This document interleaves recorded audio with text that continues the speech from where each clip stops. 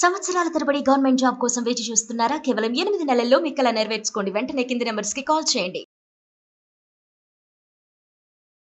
Sir నేను యాక్చువల్‌గా నా జీవితంలో నేను ఒక చాలా పెద్ద తప్పు చేశాను సార్. హ్మ్.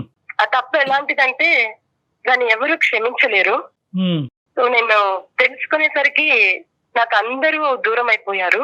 హ్మ్. దానివల్ల ఇన్ని నష్టాలు జరుగుతాయి, ఇన్ని ఘోరాలు జరుగుతాయని నేను ఆ రోజు ఆలోచించలేదు సార్.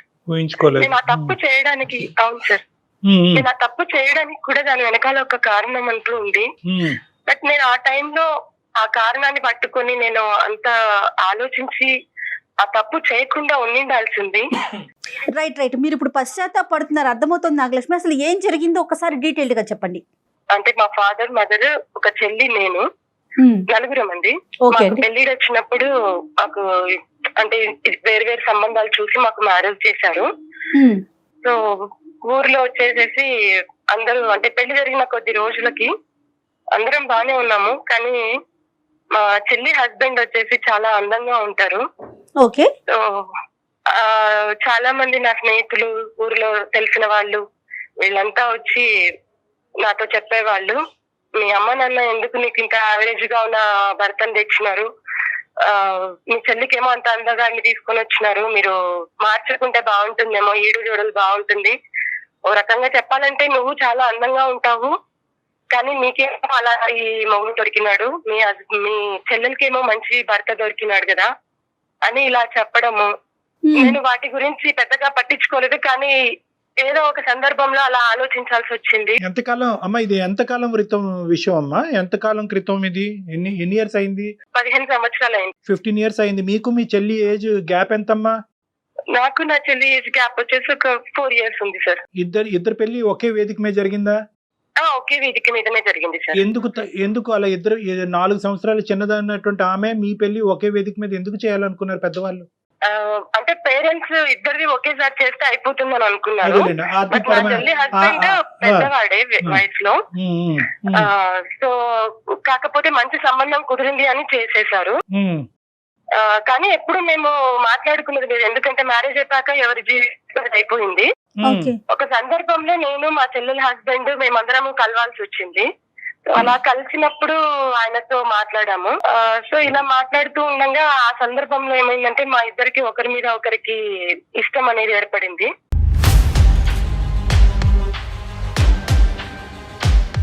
మీ పెళ్లికి ముందు మీ భర్తని చూసారా? ఆమె భర్తను కూడా చూసారా పెళ్లికి ముందు? చూడలేదు సార్. అమ్మ వాళ్ళు ఏ సంబంధం అయితే తెచ్చారో నేను అదే సంబంధం పెళ్లి చేసుకున్నాను. చెల్లి కూడా అంతేనండి? చెల్లి కూడా అంతే. సో ఎవరు కూడా మీ భర్తని మీరు చూడలేదు, చెల్లి భర్తను కూడా మీరు చూడలేదు, పెళ్లికి అయితే మాత్రం రెడీ అయ్యారు, పెళ్లి చేసుకున్నారు. ఏమ్మా? అంటే ఫోటోస్ అవి చూసాం కానీ పెద్దగా అప్పుడు పట్టించుకోలేదు సార్. కాకపోతే ఊర్లో ఉన్న వాళ్ళు అందరూ చెప్పడం తోటి నాకు అట్లా ఒకలాంటి ఫీలింగ్ వచ్చిందనమాట. ఏమని చెప్పేవారమ్మా ఊర్లో వాళ్ళందరూ? ఏమని చెప్పేవారు? నువ్వేమో ఇంత అందంగా ఉన్నావు, కానీ నీకు దొరికిన హస్బెండ్ మాత్రం యావరేజ్ గా ఉన్నాడు, నీ చెల్లెలకు మాత్రము మంచి హస్బెండ్ దొరికాడు, చాలా అందగాడున్నాడు అని ఇలా చెప్పడం తోటి నాకు కొంచెము ఆయన మీద అట్రాక్షన్ అనేది కలిగింది సార్. ఎంత వయసు ఉంటదమ్మా అప్పుడు నీకు? అప్పుడు నాకు 24 years ఉంటుంది. 24 years వయసుకి ఊరు వాళ్ళు ఆ అమ్మాయి భర్త బాగున్నాడు కాబట్టి జీవితం అంటే పెళ్ళి అంటే అందం ఒకటి చూస్తే చాలు, అందం ఉంటే కనుక అన్ని సరిపోతాయి అనేటప్పటికి మీరు అందమే ఇంపార్టెంట్ అన్నట్టుగా ఫీల్ అయ్యారు, అంతే కదమ్మా? అంటే అవును సార్. అతని ఇన్ఫ్లుయెన్స్ లోకి నువ్వు వెళ్ళావు, అవునమ్మా?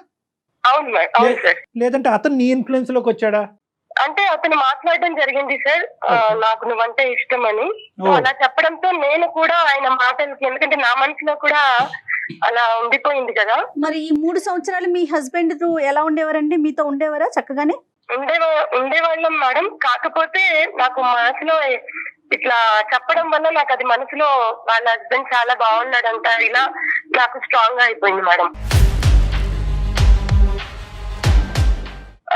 సో ఒకసారి మేము ఒంటరిగా ఒక జాతరకు వెళ్ళాం అనమాట. తాను ఒక్కరే వచ్చారు, ఫ్యామిలీతో కాకుండా. సో నేను ఒక్కదాన్నే వచ్చాను అనమాట. అలా జాతరకి వెళ్ళలేదు, పక్కదోవలోకి వెళ్ళారు, అంతే కదమ్మా? అంటే అప్పుడు జాతర అని చెప్పి మేము అలా అదేనమ్మా, మీరు ఇద్దరు అట్రాక్ట్ అయ్యారు, ప్రపంచానికి కనిపించకూడదు, పెళ్ళైనటువంటి ఒక ఆడపిల్ల, పెళ్ళైనటువంటి ఒక మగాడు, తప్పుదారిలో వెళ్ళాలి అని అనుకున్నారు, ఒకరికొకరు ఇన్ఫ్లుయెన్స్ అయ్యారు, అది పబ్లిక్ అయితే బాగుండదని అనుకున్నారు కాబట్టి జాతరకి వెళ్ళారు. అవును సార్. అంటే తను నా చెల్లి భర్త అన్న ఆలోచన కూడా నాకు రాలేదు ఆ టైంలో. రాదు. సో తన భవిష్యత్తు ఏమవుతుంది అని కూడా నేను ఆలోచించలేదు. కేవలం ఆ మాటలు నా మనసులో గట్టిగా ఉండిపోవడం వల్ల నేను ఇక మిగతా ప్రపంచాన్ని ఏది నేను చూడలేదు, ఈవెన్ నా భర్తను కూడా నేను చూడలేదు.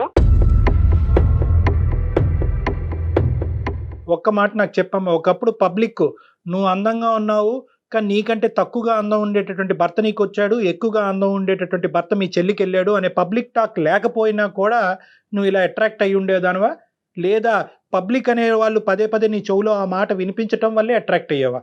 ఇది నీ ఉద్దేశమా, జనం నీలో నింపినటువంటి ఉద్దేశమా? నిజం చెప్పమ్మా. అంటే నాకు ఒకవేళ అలాంటి ఫీలింగ్ ఉన్నప్పటికీ సార్, నేను సాంప్రదాయాలు వీటినన్నిటిని బట్టి నేను ఎక్కువ ఓపెన్ అయ్యేదాన్ని కాదు.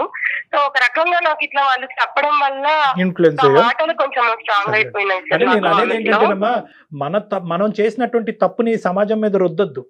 ఇక్కడ ఏంటంటే నీ మనసులో మొదటి నుంచి ఒక కలత ఉంది, మా సిస్టర్కి అందమైన మొగుడేంటి, నాకు తక్కువ అందమైనటువంటి మొగుడేంటి, మొదటి నుంచి నీ కన్ను అతని మీద ఉంది.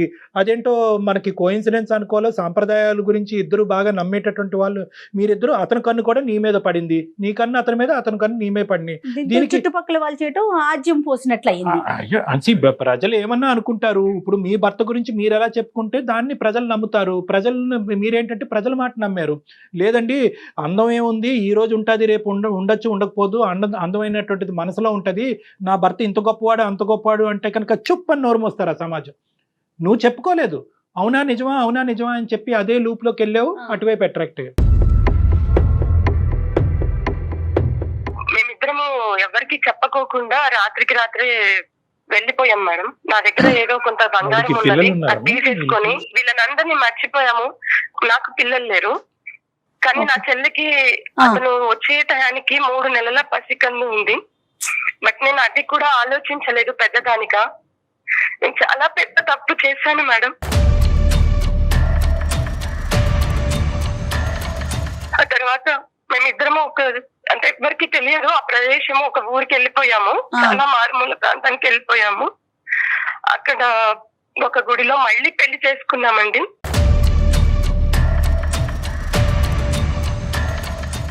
వీళ్ళందరినీ మర్చిపోయి కొత్త జీవితం స్టార్ట్ చేశాము. ఇదిలా కొన్ని సంవత్సరాలు జరుగుతుండగా మాకు ఒక బాబు పుట్టాడు.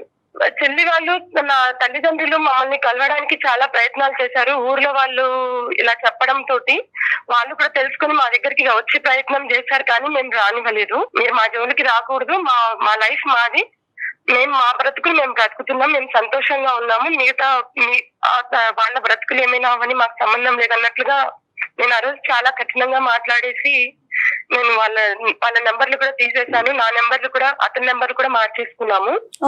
స్వార్థం, అహంకారం, గర్వం అన్నిటితో నిండిపోయింది అనమాట ఆ టైంలో. సరే చెప్పమ్మా. ఆ తర్వాత నా చెల్లెలు కూడా నన్ను కలిసే ప్రయత్నం చేసింది, బట్ నేను తనని కూడా యాక్సెప్ట్ చేయలేదు. ఆ చిన్న పాప ఉంది నాకు, తను చాలా బ్రతిమలాడింది తన భర్తని తనకి ఇచ్చేయమని. కానీ పెళ్లి చేసేసుకున్నాను, ఇప్పుడు నా భర్త అయ్యారు అన్నట్లుగా నేను మాట్లాడేశాను.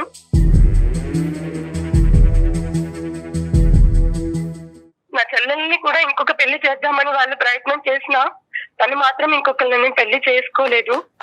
పసిపిల్లతోనే తాను జీవితం గడిపింది. చాలా అంటే చాలా తప్పు చేశానండి నేను.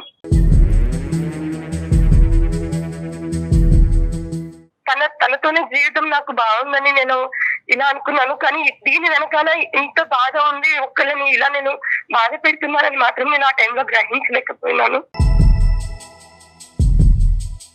చాలా తప్పు చేస్తాను మేడం. ఇప్పుడు ఏంటి, చెల్లికి క్షమాపణ చెప్పాలని కోరుకుంటున్నారు? ఇప్పుడు మీరు ఏం ఎక్స్పెక్ట్ చేస్తున్నారు? ఇప్పుడు మీ పరిస్థితి ఏంటమ్మా? నీ పరిస్థితి ఏంటి? నువ్వు ఎక్కడున్నావు, ఎవరితో ఉన్నావు, ఏమైందమ్మా పరిస్థితి? ఇప్పుడు ఎలా ఉన్నారు మీరు?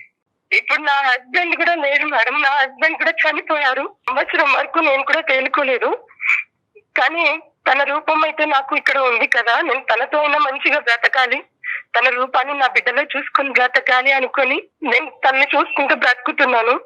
కానీ ఆ దేవుడు నాకు ఇక్కడ అన్యాయం చేశాడు. అన్యాయం అని చెప్పలేను, కానీ దేవుడు నాకు శిక్ష చేశాడు. ఆ ప్రతిరూపం, ఆ రూపాన్ని కూడా దేవుడు లేకుండా చేశాడు.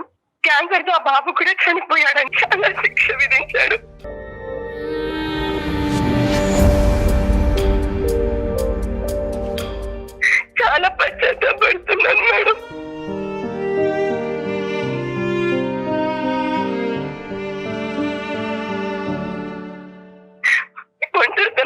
చాలా బాధపడ్డాను. ఎలా ఉన్నాను నా చెల్లెలప్పుడు, ఎలా భరించిందో నాకు ఇప్పుడు అర్థమవుతుంది.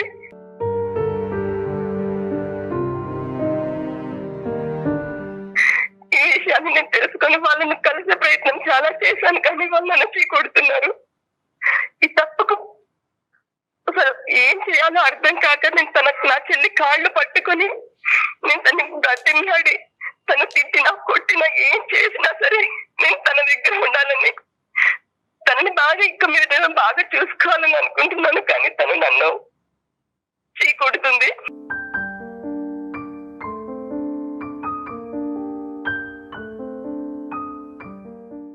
తనకు ఒక పాప ఉంది. సో ఒక బాబుని పోగొట్టుకుని నేను ఎంత బాధ అనుభవిస్తున్నాను. కానీ తండ్రి లేకోకుండా ఆ పాప ఎలా పెరిగిందో అని తెలుసుకుంటే నాకు ఇప్పుడు చాలా బాధేస్తుంది.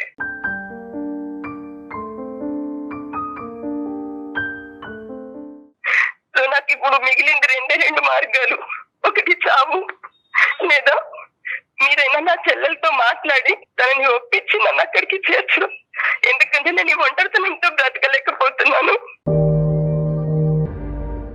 నాకు దయచేసి మీరైనా న్యాయం చేయండి మేడం. అంటే ఒక్కటి నాగలక్ష్మి, మీ చెల్లెలతో మాట్లాడతావా, మీ తల్లిగారితో మాట్లాడతావా అనే సబ్జెక్ట్ తర్వాత మాట్లాడదామమ్మా. ఒక్క ప్రశ్న నిన్ను అడగాలని అనుకుంటున్నాను. నిన్ను చూస్తుంటే ఐ థింక్ 90% చూసేటటువంటి ప్రేక్షకులకి నువ్వు పడేటటువంటి బాధను చూసి కన్నీళ్ళు వచ్చేటటువంటి వాళ్ళు 10% ఉంటారు. 90% మాత్రం నీ మీద కోపం పడేటటువంటి వాళ్ళే ఉంటారు. No doubt about this. ఎందుకంటే కనుక ఎప్పుడు నీలో రియలైజేషన్ వచ్చింది, ఎప్పుడు నీలో ఒక అవగాహన వచ్చింది అంటే కనుక ఎప్పుడైతే కనుక నువ్వు ఒంటరి అయ్యావో అప్పుడు. అంటే అప్పటి వరకు నీకు ఒంటరితనం వల్ల వచ్చేటటువంటి బాధ నీకు అర్థం కాలేదు. నీ భర్త ఒంటరితనాన్ని చూశాడు, ఒక చంటి బిడ్డతో నీ చెల్లెలు ఒంటరితనాన్ని చూసింది, మీ తల్లిదండ్రులు అవమానంతో సమాజం అంతా కూడా వాళ్ళని ఏకాకి చేసుంటుంది, ఆ ఒంటరితనాన్ని వాళ్ళు అనుభవించారు. ఈరోజు ఒంటరితనం నీ కాళ్ళ దగ్గరికి వచ్చేటప్పటికి నీకు ఆ బాధ తెలిసింది. సమస్య వస్తే ఇప్పుడు తనకు దిస్ ఇస్ పాయింట్ నెంబర్ 1. ఇంకొకటి ఏంటంటే, తప్పైపోయింది అని మాట్లాడేటటువంటి నాగలక్ష్మి గారు ఎప్పుడు తప్పైపోయింది అని రియలైజ్ అయ్యారంటే కనుక 15 సంవత్సరాల తర్వాత. ఒకప్పుడు నీ భర్త నీ పక్కనుంటే, నీ కొడుకు నీ చెంతనుంటే నిజంగా మాకు ఫోన్ చేసి ఉండేదానమ్మా, ఈరోజు ఈమెయిల్ వచ్చి ఉండేదా మా దగ్గరికి. ఇంకొక 15 సంవత్సరాలు, ఇంకో 20, ఇంకో 30 సంవత్సరాల పాటు నీ రాజభోగాల్లో, నీ ఆనందాల్లో, నీ సంతోషాల్లో, సారీ అమ్మ పుండి మీద కారం జల్లుతుందని అనుకోవద్దు. ఎందుకంటే కనుక ఇలాంటి అంశాలు చూసేటటువంటి ప్రేక్షకులు ఎవరైనా ఉంటే కనుక అంతా అయిపోయిన తర్వాత, ఒంటరితనం వచ్చిన తర్వాత ఇప్పుడు నాలుగు ఖర్చుకుని చేతులు కాల్చుకుని ఇప్పుడు నేను సూసైడ్ చేసుకున్నాలని అనుకుంటున్నాను అనేటటువంటిది మీ గురించి కాదు. ఇది తప్పు అన్నది మీరు ఎప్పుడు వచ్చింది, మీ బాధ మీకు తెలిసేక. అంటే ఇప్పటికీ కూడా ఒక ఒంటరితనం వల్ల వచ్చినటువంటి అవగాహన, రియలైజేషనే కానీ చెల్లి బాధపడుతుందనో తల్లి కష్టపడుతుందనే కాదు, నాకు తోడు కావాలి కాన్సెప్ట్ మళ్ళీ స్వార్థమే. ఇక్కడ మళ్ళీ కాన్సెప్ట్ స్వార్థమే. అప్పుడు మీ అతనితో వెళ్ళిపోవటం స్వార్థం. అక్కడికి వెళ్ళి 15 సంవత్సరాల పాటు వీళ్ళు కాళ్ళ వేళ పడుతుంటే కనుక వీళ్ళని మెడ పట్టుకుని నెట్టేయటం అక్కడ కూడా స్వార్థం. ఇప్పుడు మళ్ళీ వాళ్ళిద్దరు చనిపోయారు కాబట్టి నేను ఒంటరితనంగా ఉన్నాను, అమ్మ నాకు భిక్షం పెట్టు, చెల్లి నాకు భిక్షం పెట్టు అని చెప్పి ఒంటరితనం నుంచి నా బయట అయ్యామంటాం కూడా ఇది కూడా స్వార్థమే. ఎలా జాలిపడమంటారు మీరు, ఏమని అడగమంటారు మీ చెల్లిని? అక్క చెల్లికి చెప్పాలి. అలాంటిది ఆ అమ్మాయి ఏమొచ్చి నా భర్త వేరే మా అక్కతో వెళ్ళిపోయినా కూడా ఎంత మనస్తాపం చెంది ఉంటుంది. సహజంగా ఏంటంటే భర్తలు ఈ విధంగా ప్రవర్తించినప్పుడు ఆడవాళ్ళ మనసు ఇరిగిపోతుంది. భర్తలు వెళ్ళి అక్కలతోనే లేచిపోయినప్పుడు ఆ అమ్మాయి పరిస్థితి ఎంత భయంకరంగా ఉండుంటుందండి. ఎల్లమ్మ నువ్వు పెళ్లి చేసుకో అమ్మ, చంటిబిడ్డతో నువ్వేం ఒంటరిగా బతుకుతావు అంటే కనుక ఆ మాట కూడా ఆ అమ్మాయి కొట్టిపారేసి మా అక్క చేసినటువంటి తప్పు నేను చేయను, ఈ బిడ్డ గురించి నేను ఇలాగే బతుకుంటానని చెప్పి ఆ అమ్మాయికి ఉండేటటువంటి ఆలోచన, ఆ అమ్మాయికి ఉండే అవగాహన చూడండి. ఇప్పుడు మీ తల్లిదండ్రులకు కానీ చుట్టుపక్కల వాళ్ళందరికీ కానీ ఒక భయం ఉంటుంది. ఏంటి ఆ భయం అంటే కనుక, అమ్మో ఈ అమ్మాయి వచ్చి ఈ అమ్మాయిని చెడగొడుతుందేమో, మళ్ళీ ఈ అమ్మాయి దగ్గర నుంచి ఈ అమ్మాయి లాక్కుని వెళ్ళిపోతుంది అనేటటువంటి భయభ్రాంతుల్లో వాళ్ళందరూ ఉంటారు. నిజంగా నీలో ఒక మార్పు వచ్చిందా, ఒక పశ్చాత్తాపం వచ్చిందా, ఒక ఆలోచన వచ్చిందా? నిజంగా పశ్చాత్తాపం వచ్చింది సార్. మీ చెల్లి బిడ్డ చూస్తాడు, అమ్మా ఈ పెద్దమ్మైనా మా నాన్న పట్టుకెళ్ళిపోయిందని అంటాడు. నిజంగా ఆ మాట అని మీ వైపు వేలెత్తి చూపెడితే కనుక ఈ పెద్దమ్మ రాక్షసేనమ్మా నా నాన్న పట్టుకెళ్ళిపోయిందని అడుగుతుంది ఆ చంటి బిడ్డ. తట్టుకోగలరా? ఇలాంటి మాటలన్నీ మీరు తట్టుకునేటటువంటి కెపాసిటీ మీకుందా? ఇప్పుడు నాకు ఏం అవసరం లేదు సార్, తన దగ్గర ఉంటే చాలు. అది తను ఏమన్నా పెడతాను, నా చెల్లి కాళ్ళు పట్టుకోమన్నా నేను పట్టుకొని బతిమలాడతాను. ఇక్కడ జాలి అనిపించట్లేదండి. సారీ అండి, మీరు డాక్టర్ గారు అన్నట్లుగా ఇక్కడ జాలి అనే కాన్సెప్ట్ రావట్లేదు. మీరు సర్వం కోల్పోయారు, అది ఒక రకంగా అనిపించినా కూడా మీ మాటలు చూస్తుంటే జాలి అనే భావన కలగట్లేదు మాకు. ఒక చెల్లి మొగుడిని తీసుకొని మాట్లాడటానికి అసహ్యంగా అనిపిస్తోందండి. సారీ. నిజమే మేడం, ఇదే కాలం వెనక్కి తిరిగి వెళ్ళిపోతే. తప్పు చేయటం ఒక్కటే కాదు, తప్పులో మీరు 15 సంవత్సరాల పాటు ఉన్నారు. ఇద్దరు మనుషులు చనిపోయిన తర్వాత అప్పుడు మీరు రియలైజ్ అయ్యారు. సో ఇది 15 సంవత్సరాల క్రితం తప్పు కాదు. ప్రతి సంవత్సరం, ప్రతిరోజు, ప్రతి గంట తప్పు చేస్తూనే ఉన్నారు. అవతల వాళ్ళు బాధపడుతూనే ఉన్నారు. నా సుఖం నాకు ఇంపార్టెంట్, నా భర్త నేను అందమైన భర్తని మా చెల్లి దగ్గర నుంచి కొట్టేశాను అనేటటువంటి ఆనందంలో మీరున్నారు. ఆ నింద సమాజం మీద వేస్తున్నారు. మళ్ళీ జలసి, ఈర్ష. అందంగా ఉన్నాను ఇందాక అన్నాను కదా, అహంకారం, స్వార్థం, గర్వం, ఈ 3 అంశాలు 15 సంవత్సరాల పాటు పీకల లోతులో మీరు మునిగిపోయారు. సమాజం ఏం చేయలేదు. సమాజం పేరు చెప్పుకుని సమాజం ఇలా అంటుంది, బహుశా నా జీవితంలో ఏదో మిస్ అయిపోతున్నాను, ఆ అమ్మాయి లాటరీ కొట్టేసింది, ఆ లాటరీ కొట్టినటువంటి అమ్మాయి దగ్గర నుంచి నేను నొక్కేయాలి అనే ఉద్దేశం అక్కడ జరిగింది. సమాజం కాదు. చెల్లెలు మొగుడు అందంగా ఉన్నాడు, సో మేమిద్దరమే కలవాలి, అదే కదండి. దీన్ని ఒక రకమైన వేరే లాంగ్వేజ్ మాట్లాడతారు. మనం కెమెరా ముందు మాట్లాడకూడదు, అది ఎక్కువయ్యి చేసిన పనులు కాదు. ఇప్పుడు భాగ్య గారి దగ్గరికి ఎందుకు వెళ్ళాలని అనుకుంటున్నారు? ఒక్క కారణం చెప్పండి, గట్టి బలమైన కారణం. మీ మట్టుకు మీరు బ్రతకలేరా? లేదు సార్, నేను చేసిన నా తప్పుకు ప్రాయశ్చిత్తంగా నేను తన సంతోషాన్ని అంతా నేను తీసేశాను. నేనే కారణము. భాగ్య ఏం చెప్తుందో నాకు తెలీదు, కానీ భాగ్య ఏంటంటే తన జీవితం ప్రయాణం ఇంకో విధంగా సాగటం ప్రారంభించింది. వెళ్ళిపోయింది, వాళ్ళ కర్మకు ఆలే పోతారు, వాళ్ళు చావు ఆలేసేస్తారు అన్నట్టుగా ఆ బిడ్డను చూసుకుని హ్యాపీగా బతుకుతుంది ఆ అమ్మాయి. ఇప్పుడు వెళ్ళి మళ్ళీ తీపి గుర్తు చేస్తావా? తీపి జ్ఞాపకాలు గుర్తు చేస్తావా? ఎవరినైతే కనుక ఇంతకాలం పాటు కల్లోనో, నిద్రలోనో, ఊహలోనో ఎక్కడో గుర్తు చేసుకుంటూ తిట్టుకునేటటువంటి వ్యక్తిని కళ్ళెదురుకుంటే వెళ్ళి నిలబడతావా? లేదు, తను ఏం చేసినా, తను ఏ శిక్ష విధించినా నేను భరించడానికి రెడీగా ఉన్నాను. తను నీకు శిక్ష విధిస్తాదని అనుకోకు. నా కాన్సెప్ట్ నీకు అర్థం కావట్లేదు. నువ్వు ఇంకో కొత్త రకం లైవ్ టెలికాస్ట్ లో శిక్షను విధించబోతున్నావు అమ్మాయికి. మీరు అమ్మాయికి ఒక శిక్షను విధించబోతున్నారు. ఇదిగో ఎక్కడో ఉన్నదా అని అనుకున్న నేను ఎక్కడో లేను, నీ పక్కలోనే ఉన్నానన్నట్టు ఆ అమ్మాయికి మళ్ళీ ఒక కొత్త రంగుని చూపెట్టబోతున్నారు. 15 సంవత్సరాల పాటు తను ఒక అలవాట్లో పడింది, ఆ బిడ్డతో పాటు బతకటము, అదే జీవితం అనుకోవటం. వాస్తవానికి నేను మీ స్థానంలో ఉంటే కనుక నేను ఆ శిక్షను నేనే అనుభవిస్తాను. ఆ శిక్షను మళ్ళీ నన్ను శిక్షించండి అని చెప్పి వాళ్ళని అడగను, నన్ను బాధ పెట్టండి అని అడగను. మీ అవసరం మాకు లేదు, మా అవసరం నీకు లేదు, కాబట్టి నువ్వు అక్కడే ఉండి మేము ఇక్కడే ఉంటాం. ఎందుకు ఇప్పుడు మళ్ళీ వాళ్ళని కలవాల్సిన ప్రయత్నం ఎందుకు చేస్తున్నారు మీరు? నేను ఒంటరితనంతో ఉన్నా. అంటే కాదండి, కాళ్ళ మీద పడి క్షమాపణ చెప్పేస్తే మీ తప్పులన్నీ పోతాయా? మేడం, నేను తను ఏమన్నా కూడా నేను తన కాళ్ళ మీద, నా తల్లిదండ్రుల కాళ్ళ మీద పడి నేను క్షమాపణ కోరుకుంటాను మేడం. మీ సిచ్యువేషన్ అర్థమైందండి, మీరు ఏం ఎక్స్పెక్ట్ చేస్తున్నారు అర్థమైంది. నాకు ఒక ఫ్యూ సెకండ్స్ టైం ఇవ్వండి. ఒకసారి డాక్టర్ గారు నేను డిస్కస్ చేసుకొని, ఇఫ్ డాక్టర్ గారు ఓకే అంటే కనుక మీ సిస్టర్తో మాట్లాడతాను. ఓకే అండి? సరే మేడం, ఎలాగైనా ఒప్పించే ప్రయత్నం చేయండి మేడం. నా చెల్లెలకి ఒప్పించే ప్రయత్నం అనేటటువంటిది మేము చేతుల్లో లేదండి. ఇప్పుడు మేము చేయటం వరకే. అక్కడ మీరు ఒక నిమిషం లైన్ లో ఉండండి ప్లీజ్, హోల్డ్ లో ఉండండి. కళ్యాణ్ గారు ఏం చేద్దాం చెప్పండి. ఇప్పుడు రెండు వే చేయాలి మేడం. ఒకటి, అసలు ఎందుకు నాగలక్ష్మి మళ్ళీ భాగ్య దగ్గరికి ఎందుకు వెళ్తుంది అనేటటువంటి కాన్సెప్ట్. ఇప్పుడు భాగ్యకి అదే వస్తుంది. ఇప్పుడు వరకు గుర్తుకు రానటువంటి చెల్లి ఇప్పుడు ఎందుకు గుర్తొచ్చిందండి? అంతే కదా. 15 సంవత్సరాల పాటు ఆవిడ గుర్తుకు రాలేదు. భాగ్యలక్ష్మి యొక్క భర్తతో పాటు ఈవిడ సంసారం చేసింది ఇంతకాలం. ఇప్పుడు ఆ ఒంటరితనం అక్కడికి వెళ్ళిపోయింది.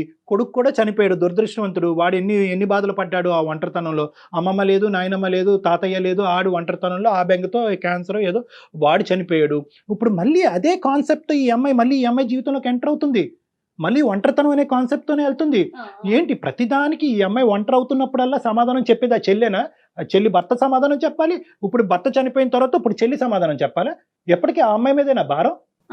చెల్లి మీదేనా అంటారు. చెల్లి మీద మనం ఆ అమ్మాయితో మాట్లాడాలి లేదా అన్నది. మాట్లాడితే కనుక ఆ అమ్మాయి మనసులో అనవసరమైన ఒత్తిడి పెడుతున్నావా అనేది బి. ఇంకోటి ఏంటంటే ఆ అమ్మాయి ఒప్పుకోలేదు అనుకోండి, నాకు అక్కర్లేదు, నీ దారి నీది, నా దారి నాదని అంటే కనుక ఇంకా ఈ అమ్మాయి ఫీల్ అవుతుంది.